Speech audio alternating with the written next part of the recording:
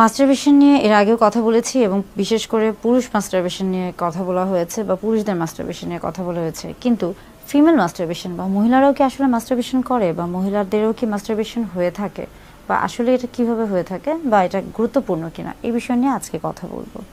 Female masturbation বা মহিলাদের masturbation কেন গুরুত্বপূর্ণ বা কী কারণে হয়ে থাকে। মাস্টারবেশন বলতে আসলে কি বুঝছি? মাস্টারবেশন বলতে আমরা মূলত বুঝছি যে যখন কোনো সঙ্গী বা সাথী ছাড়াই একজন মানুষ যখন তার যৌন তৃপ্তি নিবারণ করছে এবং অর্থাৎ নিজে নিজে যখন সে তার যৌন চাহিদা বা যৌন আকাঙ্ক্ষাকে নিবারণ করছে এবং যৌন তৃপ্তি বা যৌন সুখ উপভোগ করছে, তখনই তাকে কিন্তু মাস্টারবেশন বলা হয়ে থাকে। এটা যেমন পুরুষদের ক্ষেত্রে খুবই পরিচিত, অনেক পুরুষই বলে থাকেন যে তিনি মাস্টারবেট করে থাকেন, তার মাস্টারবেশনের অভ্যাস রয়েছে। তেমনি আবার মহিলাদের ক্ষেত্রেও দেখা যায় যে মহিলারাও কিন্তু মাস্টারবেশনের সাথে পরিচিত, কিন্তু মহিলাদের ক্ষেত্রে জিনিসটা অন্যভাবে কাজ করছে। যেহেতু পুরুষদের ক্ষেত্রে পুরুষাঙ্গটা শরীরের বাহিরের দিকে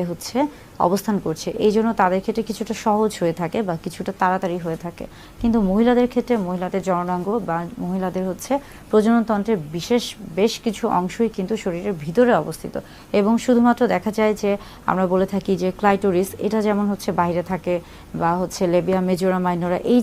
এই যে অংশগুলো এগুলো যেহেতু বাহিরে থাকছে, এই অংশগুলোর সাহায্য নিয়েই কিন্তু মহিলারা তাদের মাস্টারবেশন করে থাকে বা তাদের যৌন তৃপ্তি বা যৌন সুখ এটা একাই তারা লাভ করতে পারে। এই ক্ষেত্রে তারা মূলত দেখা যায় যে ক্লাইটোরিসের এই ক্ষেত্রে একটা বিশেষ অবদান রয়েছে এবং অনেক সময় অনেকে বলে থাকেন যে আসলে যে সকল মহিলারা মাস্টারবেশন করে থাকে তারা আসলে হয়তো বা ভালো না বা তাদের আসলে কোনো সমস্যা রয়েছে। মানে আমাদের চারিপাশে এই ধরনের কিছু কথা শোনা যায় বা বেশ কিছু আমরা বলে থাকি যে কুসংস্কার রয়েছে। আসলে পুরুষদের ক্ষেত্রেও মাস্টারবেশন যেমন স্বাভাবিক এবং এটা কি স্বাভাবিক একটি প্রক্রিয়া। একটা সময় এটাকে খুবই অস্বাভাবিক বা খারাপ হিসেবে ধারণা করা হতো, কিন্তু আস্তে আস্তে এটাকে কিন্তু বর্তমানে বিজ্ঞানে এটাকে কিন্তু খুবই স্বাভাবিক একটি প্রক্রিয়া বা স্বাভাবিক একটি বিষয় হিসেবে ধরে নেওয়া হচ্ছে। তেমনি মহিলাদের ক্ষেত্রেও কিন্তু পুরুষদের পাশাপাশি মাস্টারবেশনের যে অভ্যাসটি রয়েছে এটা একটি স্বাভাবিক প্রক্রিয়া এবং মাস্টারবেশনের ফলে আসলে বেশ কিছু আমরা বলে থাকি যে যখন এটা অতিরিক্ত আকারে না হয়ে থাকে, অর্থাৎ যখন এটা আমরা বলে থাকি যে যখন এটা একটা নির্দিষ্ট সীমার মধ্যে থেকে থাকে, তখন এটা কিন্তু বরং শরীরের জন্য ক্ষতিকর তো না, বরং আরও উপকার হতে পারে। কিভাবে? দেখা যায় যে মাস্টারবেশনের ফলে আপনার মানসিক দিক থেকে আপনি যেমন একটু রিল্যাক্স ফিল করে থাকেন, তেমনি শারীরিক দিক থেকেও আপনি কিন্তু একটা উত্তেজনা বা আপনার এই যে একটা স্ট্রেস ছিল বা বিষাদগ্রস্ততা ছিল, এটা অনেক সময় মাস্টারবেশনের ফলে কিন্তু কেটে যায় এবং শরীরটা অনেক ক্ষেত্রে দেখা যায় যে আগে যে একটা ক্লান্তি ভাব ছিল বা একটা অস্বস্তিকর ভাব ছিল, সেই জায়গা থেকে একটা অন্যরকম একটা ভালো লাগা বা একটা